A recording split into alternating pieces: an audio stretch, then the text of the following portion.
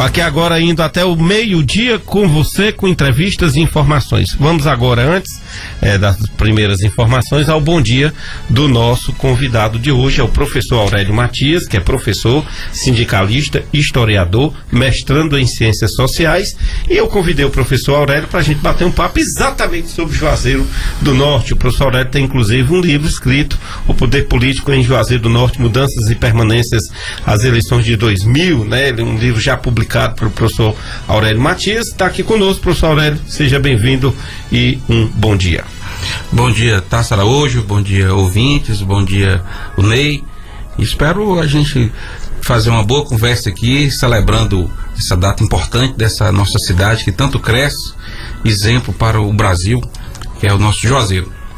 Com toda certeza, olha aqui, ó, Juazeiro do Norte é um município brasileiro no estado do Ceará, na região metropolitana do Cariri, sul do estado, fica a 491 quilômetros da capital, Fortaleza, a uma altitude de 377 metros acima do nível do mar, ocupa uma área de 249 quilômetros quadrados e sua população, segundo o censo de 2010, é de mais de 249 mil habitantes, que torna o Juazeiro o terceira cidade mais populosa do Ceará, depois de Fortaleza e Caucaia, a maior do interior cearense e a 102ª do Brasil. Juazeiro do Norte é um dos municípios de maior população do interior do Nordeste, ocupando o 7º lugar. A taxa de urbanização é de 95,3%. Juazeiro é ainda um grande polo cultural do Brasil, sendo um dos maiores centros de artesanato e cordel do Nordeste do país. A cidade tem ainda um dos maiores polos acadêmicos do interior nordestino e é carinhosamente chamada de a metrópole do Cariri. Devido à figura de Padre Cícero, é considerado um dos 3 maiores centros de religiosidade popular do Brasil, juntamente com a Aparecida do Norte em São Paulo e Nova Trento em Santa Catarina. A vila de Tabuleiro Grande, quando ainda era uma vila pertencente ao Crato, Juazeiro chamava-se Tabuleiro Grande, não passava de um aglomerado de casas de taipa e alguns de tijolo convergindo para uma capela dedicada a Nossa Senhora das Dores, né? A vila era um entreposto e servia de ponto de apoio para aqueles que se dirigiam para o Crato.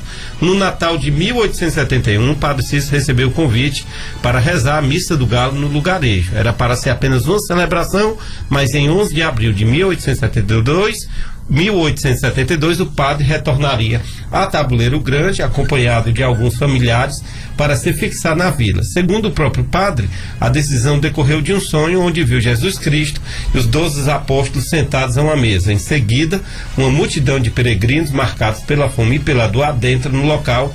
Então Jesus diz estar decepcionado com a humanidade, mas que está disposto a fazer um último sacrifício para salvar o mundo.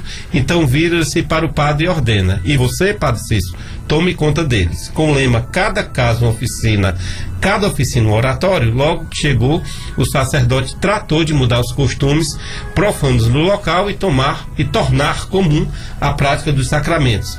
Inspirado por Padre Biapina, Padre Cícero criou as casas de caridade, organizações tocadas por beatas e que visavam a levar educação, saúde e auxílio religioso ao povo. Aí vamos bater um papo aqui com o professor Aurélio sobre vários aspectos dessa história do Padre Cícero, né?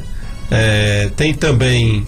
Aí tem a questão do milagre da hóstia, tem a emancipação, tem a sedição de Juazeiro, tem um batalhão patriótico, e, enfim, né? Tem muita história pra gente contar aqui. Aurélio, Juazeiro 106 anos, né? Não é uma história qualquer. Juazeiro é berço, tá numa região que tem como berço, como origem, o Crato, né? E depois se emancipou e se tornou maior do que a cidade de origem. Isso acontece, né, em alguns fenômenos urbanos, né? Você vê lá na região metropolitana, Maracanã é originária de Maranguape e hoje ocupa um lugar muito mais destacado do que Maranguape, sendo a cidade polo da região metropolitana. A turma diz, bom dia. Bom dia. A turma diz que o Juazeiro é uma cidade de pouca geografia pelo seu diminuto espaço territorial. Exatamente. Mas de grande história. E você vê aí na Wikipédia, que é uma história importante para o nosso povo, né, um povo trabalhador, conhecer a nossa história. E é praticamente impossível você falar do Juazeiro sem falar dessa figura tão polêmica, figura expoente para o Nordeste, né? E para o Brasil, da imagem do sertanejo, que é a figura do Padre Cícero. Né? Exatamente. Então eu acho que, imagine vocês o que era o Juazeiro, 1800, na forma de uma pequena fazenda, com poucas casas, assim quando o Padre Cícero vem para cá, para um vilarejo, que era uma rota, um local de comércio, as pessoas iam para o Crato, que era um centro comercial, um celeiro que produzia gêneros alimentícios, o que as pessoas comiam na época, né? Rapadura, comida, farinha, carne. E as pessoas vinham para o Juazeiro, era uma pequena capela que foi feita numa fazenda, 30 a 20 a 50 casas.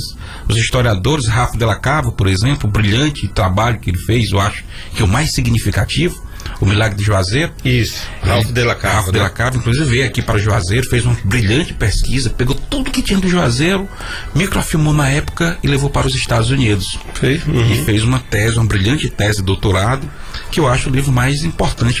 E ele coloca que todos os autores diziam que essa turma vivia de maneira sem regra, desregrada, dada ao álcool, à prostituição. O que não era bem... E o padre vem. Sim. E o padre vem em 1872, logo após ser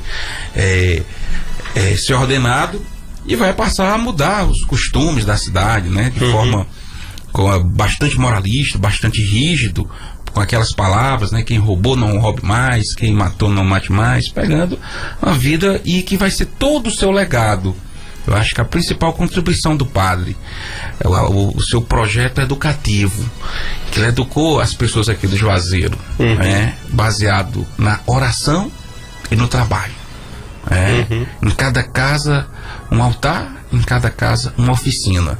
Quer dizer, eu acho que essa sacada do padre foi muito importante, porque é isso que vai ser uma marca do Juazeiro: a oração, a fé. Porque aquele mundo que o Padre Cícero vivia, imagine vocês o que era o sertão nordestino.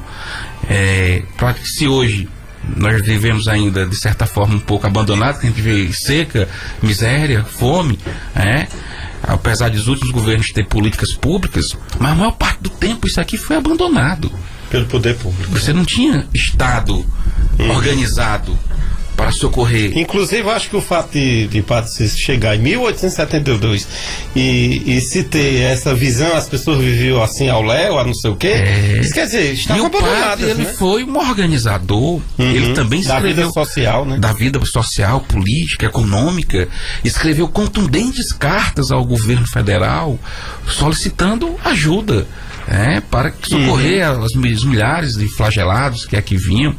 Então eu vejo que essa importante contribuição do padre, educação e trabalho. E um fato que mudou, porque a Beata Maria do Araújo, a transformação da hóstia em sangue, foi um marco. O Padre Cícero passou praticamente 45 anos sendo apenas um padre, um pequeno povoado, uma capela pequena. Mas esse fato extraordinário, foi um marco divisor de águas. A partir daí, que inclusive o ato da transformação da hóstia em sangue ocorreu justamente no momento que as penitentes, as beatas estavam pedindo a intercessão dos céus para socorrer a seca, porque tinha sido uma grande seca no ano anterior.